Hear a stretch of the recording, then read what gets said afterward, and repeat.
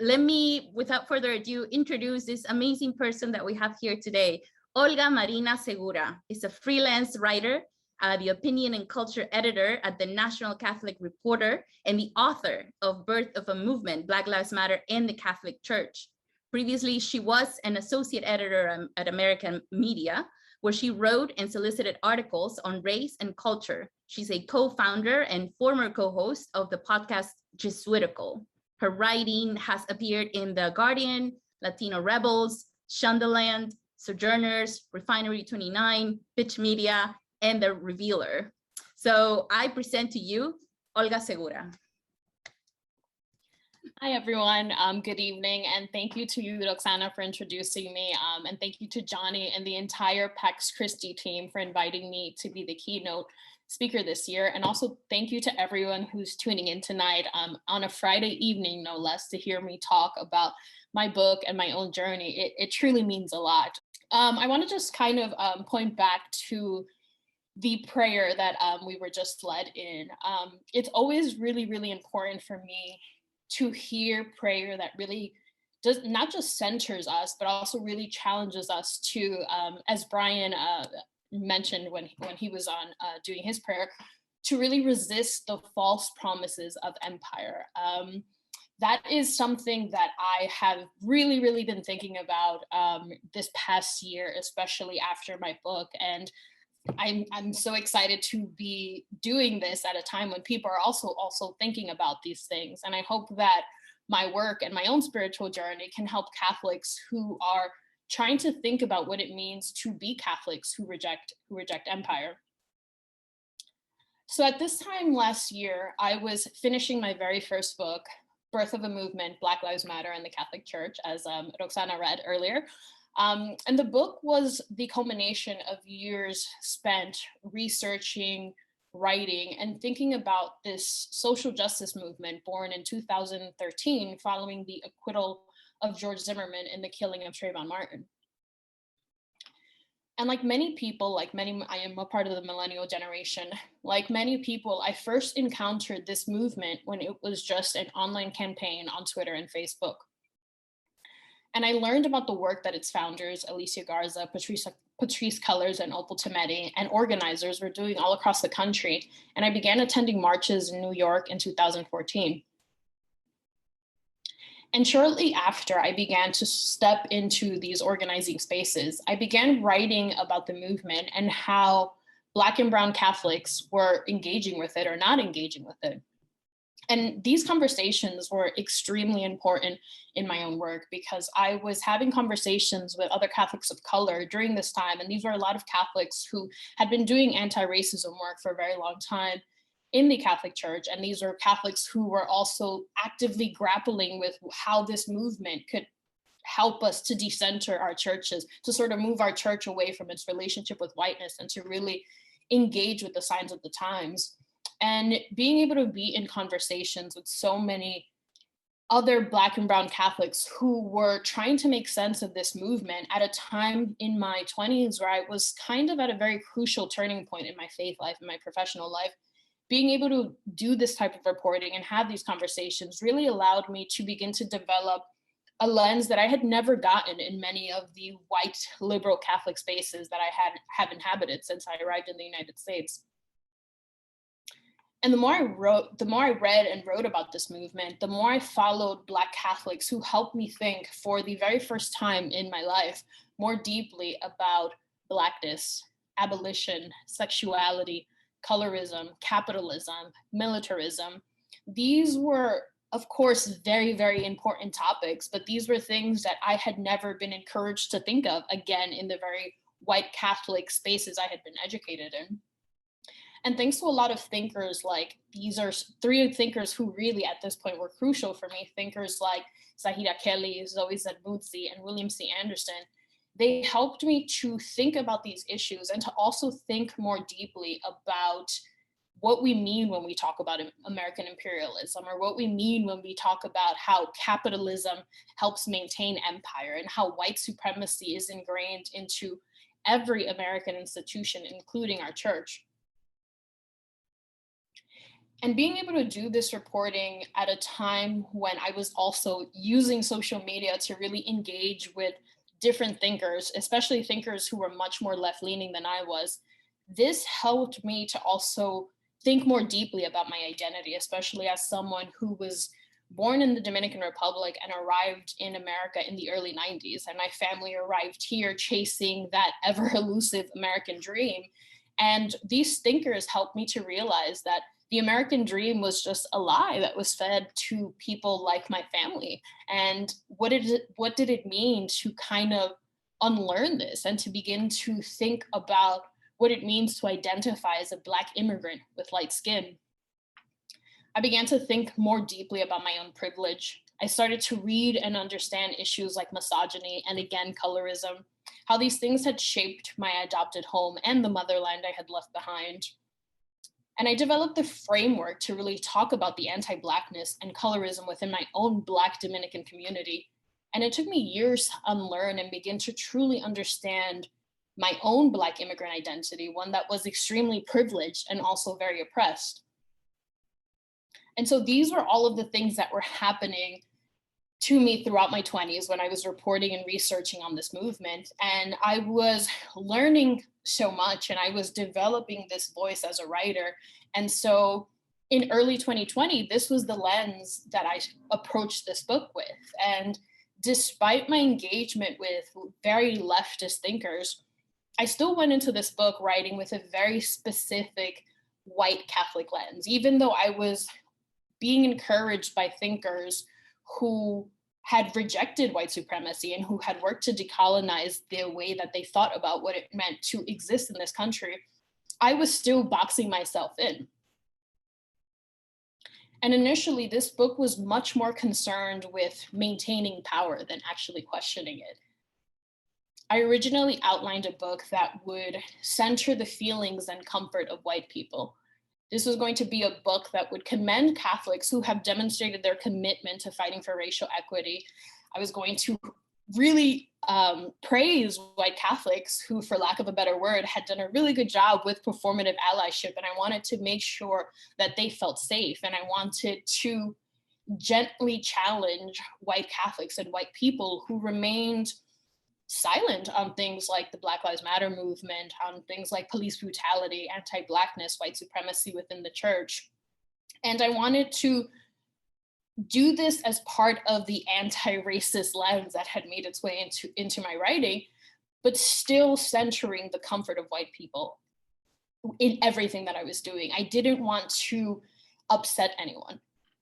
And so I wrote the early drafts and outlines of this book, really carrying this fear that I couldn't upset white people and I couldn't make white people uncomfortable because I work in this Catholic space and it is a very small Catholic media space, and I didn't want to burn any bridges and I didn't want to have the quote unquote wrong tone in this work.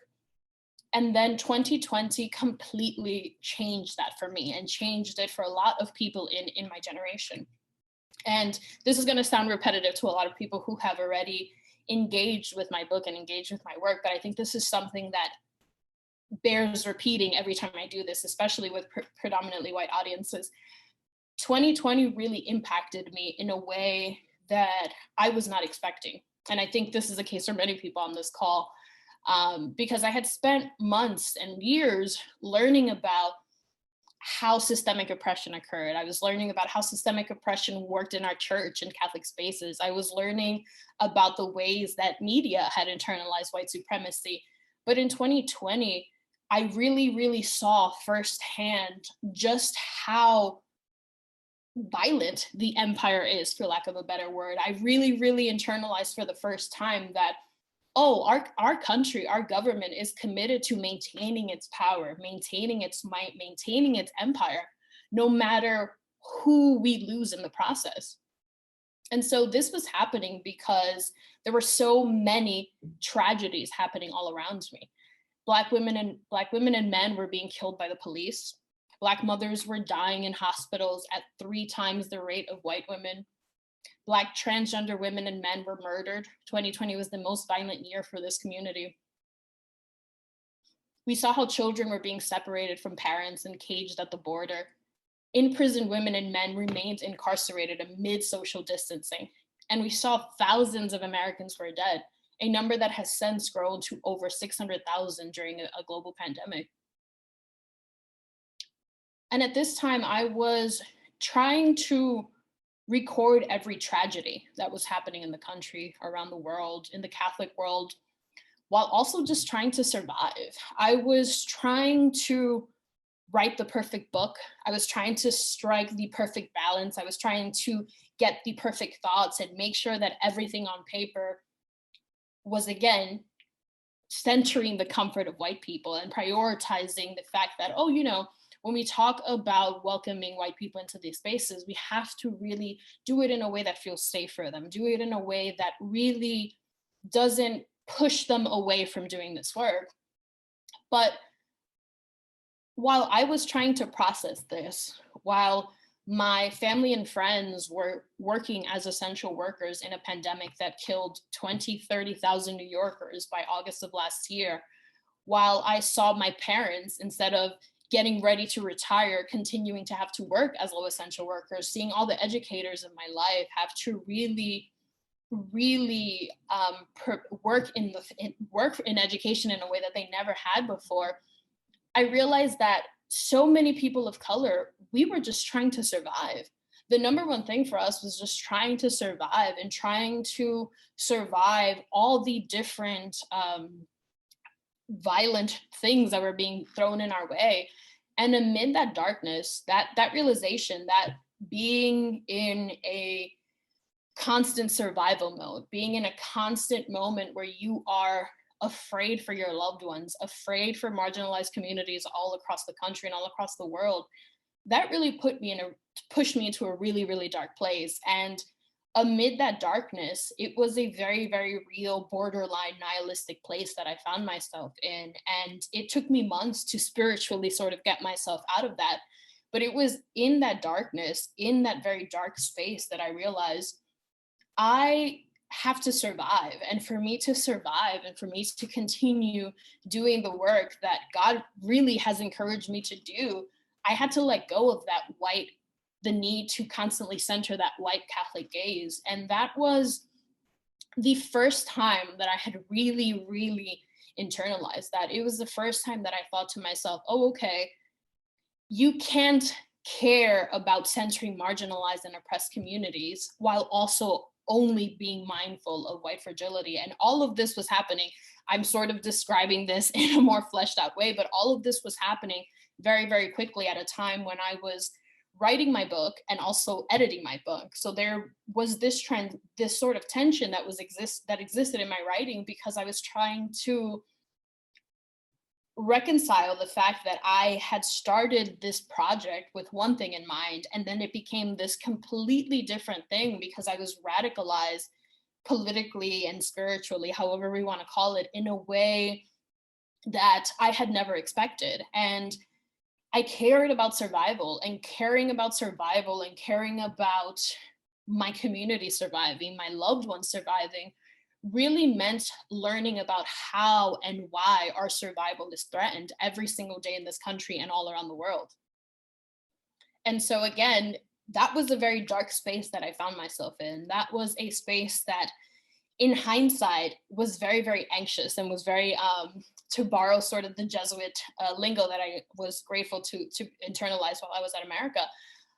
2020, for most of the year, was a huge place of desolation for me. And it was difficult to know that you still had to create something. You still had to create a product that could help people understand everything that was happening. And so I thought to myself, okay, you're going to do this work. You're going to keep writing. Your writer voice has changed, but it can't just be this very liberal Catholic stance that I had at the start of it. And it really, all of this evolution that was happening in 2020 really forced me to begin to think more deeply about not just white supremacy or systemic oppression, or police brutality or anti-Blackness. These are all things that are still crucial to my work and I will continue talking about. But I was forced to think about these things on a much more granular level in a way that I never really had before. And I began to actively think about what do we mean when we say imperialism? What do we mean when we talk about capitalism? What do we mean when we say these systems sustain each other? And I want to just preface the next part of this with saying that I'm still a student. I am still someone who is learning these things and grappling with these things in real time. And I think that's okay. I think that's a part of the journey. I think that's a part of a learning experience. And I think that's part of what the community we're supposed to be doing together. And 2020 really pushed me to understand how imperialism is a system that under capitalism pushes states and governments worldwide into constant competition with one another. And under our current economic system, this competitive process means that imperialist nations like England and the United States only care about having the strongest military, economy, or workforce. And every day, states and governments all around the world work to ensure that they control the most people, the most lands, the most resources. The only goal under imperialism is empire. Imperialism and capitalism prioritize and promote profit over people. These systems view workers as disposable, and they create the violent inequities we see worldwide. From housing and healthcare disparities in the United States, to police brutality in Brazil, to settler colonialist violence in Palestine. I began to think about how US imperialism in particular is maintained worldwide, and how the United States uses its government, its immensely huge, the immensely huge budgets that they allocate to the military, how it uses this to not just maintain its power abroad, but also to oppress people worldwide. And under these systems, under the systems of imperialism, capitalism, we are not surviving. Marginalized groups cannot survive under these systems, right? Because these systems need someone to be exploited so that a very small group of people can succeed and become really rich and powerful. And once I internalized that, once I fully, for lack of a better word, felt a veil being lifted from me, my work, my voice became much more urgent and became much more militant, because it became concerned with liberation and with dismantling systems that don't want my people to be free. And so the book became more urgent, the book became more militant. And again, I like to use that word because I think it really did become more militant in a way that I didn't expect. But in turn, all of this evolution, all of these different changes that were happening in my life, all of the ways that my writer voice was evolving and my politics were evolving and my understanding of this country, all of this had a profound effect on my obviously my political life, but also my spiritual life as well, because it's really easy to sit here in front of you guys and say, you know, like, I understand what imperialism means. I understand what capitalism means. I'm trying to see how it plays out in our academic spaces, in our media spaces, in our healthcare system. But it's not an easy thing to internalize. Again, for me, having this understanding and accepting this was also met with, again, I keep returning to sort of nihilism, because I think that's what I keep sort of returning to when I think about myself in 2020. And my spiritual life was really suffering, because I thought, okay, I am seeing firsthand how empire works in this country. I'm seeing firsthand how our country's internalizing of profit over people has devastated my communities, how it has killed my communities. And seeing this also happen at a time when our institutional church is still very polarized, at a time when the American Catholic Church is fighting. There's a lot of infighting with our bishops. There's a lot of infighting with Catholics on the left, Catholics on the right. And this realization coming to me at a time after I wrote my first book and realizing that I'm still a student and there's still so much that I have to learn, and feeling as if there's sort of no pastoral leadership from our church's hierarchy, was really, really scary for me, because I thought, oh, okay, now I have this new understanding, but what does it mean to actually apply that to your work, right? What does it mean to reconcile that with our Catholicism? What does it mean to actually go to the margins with this new knowledge that I was learning? So I began publicly grappling with what it means to decenter colonialism and whiteness in both the private and public Catholic spaces I was a part of. I began to analyze how I was taught to think about spirituality, theology, worship, prayer, communion in the white Catholic spaces that had educated me and that I was working in.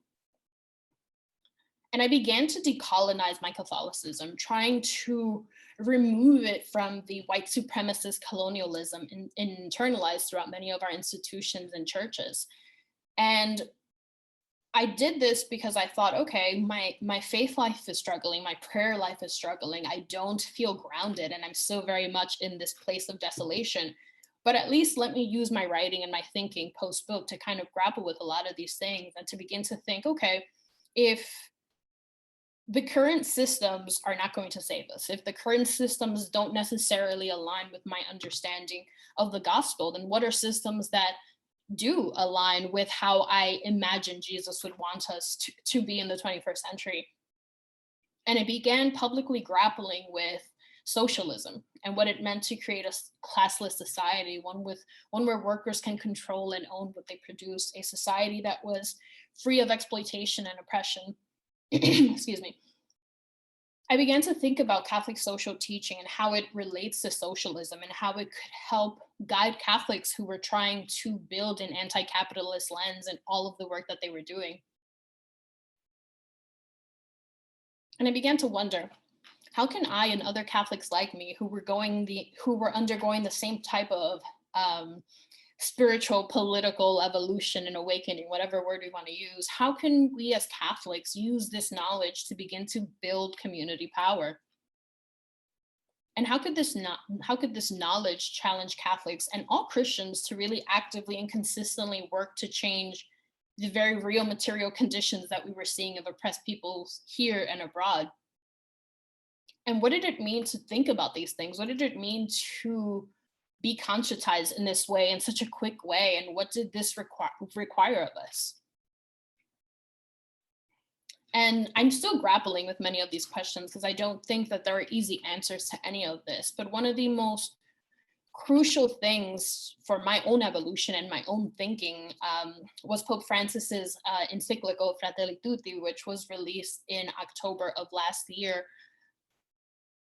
And this encyclical, I really, really just love this encyclical. And I'm just a fan of Pope Francis's writing in general, because I think it really, really gives people like me the opportunity to think about theology and to think about philosophy in a way that is not intimidating. I like that he really emphasizes and encourages us to say, hey, we should all be able to talk about Christianity. We should all be able to talk about the gospel. And we should all be able to talk about what it means to build a Christian community in ways that are more inviting.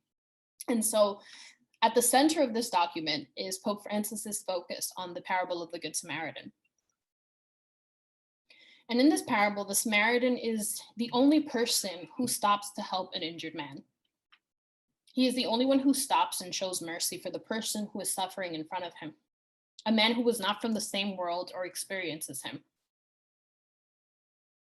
In this encyclical, Pope Francis uses this parable to really urge Catholics to work toward a culture that authentically treats every human being, regardless of their social class or race, with the respect and dignity that we see the Samaritan show the injured man. He calls on us to fight against any person or system that teaches us to be individualistic, greedy. He calls on us to fight against systems that force us to reject the common good and systems that choose money over people.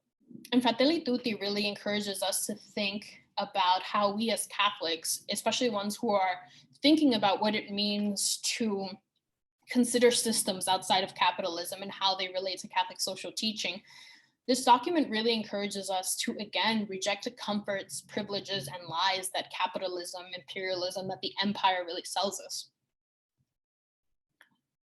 We must work toward a world where no one is suffering, a world where every single human being is safe, free, and a world where every human being has what they need to survive. And instead of centering our own wants, well-being, and needs above those of the community, we have to reject the systems that created the throwaway society we're in. We have to create a culture built around a love that transcends the barriers of geography and distance.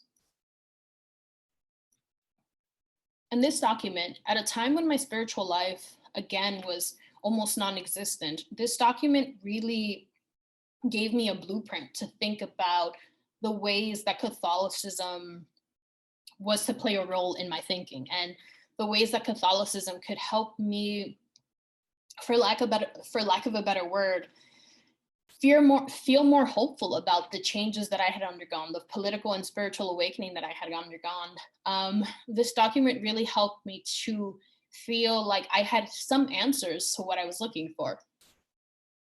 And so the more time I spent with this document, the more I read it, the more I began to really internalize and challenge myself to think about what Pope Francis was calling us to do. And you're going to have to bear with me a bit because I'm going to pull a lot from this document because I think it ties into what it means to do the work to do real liberatory work in our church at this time. In this document, Pope Francis calls on us to develop a fraternal openness that allows us to acknowledge, appreciate, and love each other. He calls on us to work toward peace and walk with the poor, the abandoned, the infirm, and the outcast, the least of his brothers and sisters, and create a community that supports and helps us, in which we can help one another to keep looking ahead. He calls out what he describes as ancient conflicts thought long buried, breaking out anew, in instances of a myopic, extremist, resentful, and aggressive nationalism. He critiqued a system that strengthens the identity of the more powerful, that protects themselves, the rich, the powerful, while also undermining the identity of the weaker and poorer regions, making them more vulnerable and dependent. Fratelli Tutti really challenges us as Catholics to push back against oppressive systems and reimagine what it means to be a Christian community. This document urges us to focus on what it means to be in solidarity with oppressed groups, what it means to have a shared vision of the common good, and what it means to be people who identify with the vulnerability of others, people who reject the creation of a society of exclusion, and people who act instead as neighbors, who lift up and rehabilitate the fallen for the sake of the common good. In this document, Francis also challenges us to develop a more historical and critical lens and understand how capitalism and imperialism how these systems have created social inequality, how white supremacist and racist ideologies support these systems, and how these systems condition us to commodify each other and view one another as competitors rather than as a community. And many Catholics, including myself, have struggled with understanding just how systemic racism and oppression truly are. This is because racism is never adequately taught or defined in our educational spaces. We're not taught history correctly. For example, we're taught Pilgrims versus colonizers. We're taught about the birth of America versus the destruction of Turtle Island. We aren't encouraged to sit with church history and learn how the church has been complicit in the sin of slavery, what its racial justice efforts have been throughout the American church's history, and how it's failed in these efforts. I first learned about the church's complicity in chattel slavery thanks to the scholarship of Shannon D. Williams. I learned that our church was instrumental to the industry's introduction to what became the United States in the 1500s. And as Williams wrote last year, after chattel slavery was abolished, many Catholic religious orders of men and women and seminaries continued to systematically exclude African-descended people, especially US-born Black people, from admission on the basis of race well into the 20th century. Williams added that archival oral history and written record is also littered with heart-wrenching examples of white Catholics subjecting Black and brown Catholics to humiliating segregation, convents, seminaries, and neighborhoods.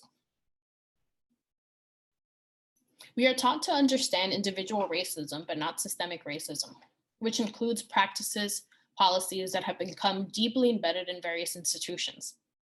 And these practices and policies, in turn, have led to the exclusion of people of color from church leadership, politics, academia, Hollywood, and media. Additionally, we are educated to believe that consumerism, capital, individualism are the keys to our success and happiness, and that the rich and powerful have honestly and safely acquired their power and resources, that they are more deserving than the rest of the world.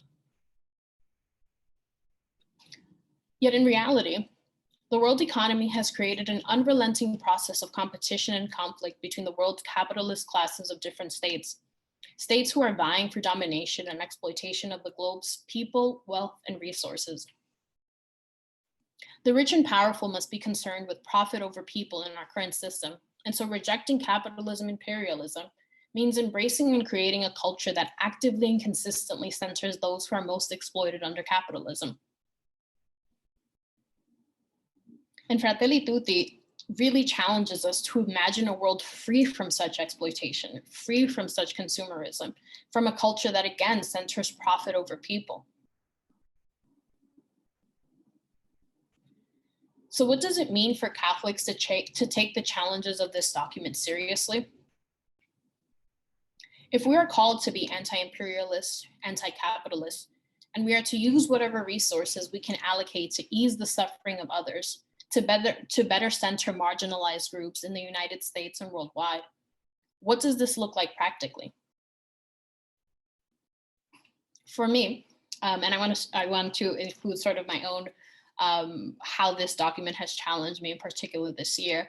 For me, it's really been a call to action to finally learn and center the Palestinian cause and to stand in solidarity with our Arab and Muslim brothers and sisters who are fighting for liberation here from all the way from here in New York City all the way to Gaza. And this also part of stepping into a space that I have never been in before. It means admitting that for much of my work, I have chosen to think about liberation almost exclusively through very, very Western eyes. And I've thought about liberation centering my own experience, which is also important to this work, but mostly centering very American experiences and the experience of other Black Americans and over the plight of Black and Brown people in oppressed lands all around the world. So for me, internalizing this document and thinking about creating what Pope Francis calls us to do in this document, to create a community not where we negate our differences, but where we understand that we are all different but still together. For me, this means prioritizing experiences unlike my own and unlike those prioritized in Catholic spaces, especially in the media spaces I occupy.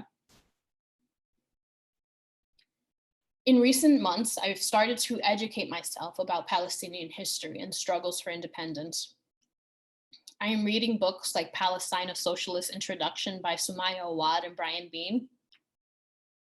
I am learning from the resources provided by thinkers like Assad Dandia, whose writing and work helps Catholics to think more deeply about interfaith work between Catholics and Muslim, and encourages readers of all traditions or no faith traditions to read and learn from Islamic thinkers like Hamid Dabashi, Kessia Ali, and Ismail M. Montana.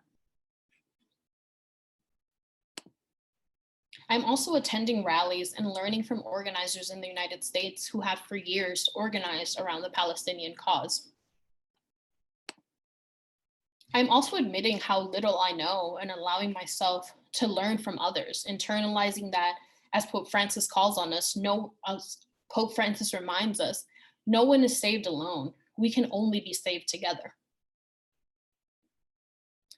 And I wanted to start my talk today with my own evolution and my story as a writer and as a Catholic from the last year in particular, with focusing in particular on my new commitment to really grapple with what it means for Catholics to think about the Palestinian cause and to think about being in solidarity with the Palestinian struggle for liberation, because I get a lot of white Catholics who tell me that they can't do this work because they don't know how, or I get white Catholics who say, I don't understand these issues. I don't understand whatever theory or framework organizers or thinkers of color are calling for. I don't know how to go to the margins at a time of social distancing. And it's okay to feel these things. It's okay to have questions, especially at a time when we are still in a pandemic and there are still very real fears about being out in public spaces together. But these cannot be excuses. Our faith calls us to step outside of where we are comfortable and step into the unknown. And it's not easy for me, especially after writing a book, to admit that I'm a student and I still have so much to learn from people who have been doing this work much longer than I have, for people who have been thinking about the Palestinian cause for much longer than I have. But it is okay to humbly acknowledge that and to say, hey, I want to learn. I want to learn from others how to do liberatory work. It's okay to say that. It's okay to say that I'm still being led, that I'm still being taught by so many people around me. My faith is still being challenged, and every single day I'm learning, especially from non-Catholics, what it means to really live out the gospel. Every day I'm learning what it means to internalize that anti-racism work means being concerned with anti-capitalist and anti-imperialist work as well. White Catholics, white people, must not run away from the discomfort many of you have clung to for so long. White people in our church and country don't want to relinquish or even talk about in many cases about the power that white people, white Catholics, hold in this country.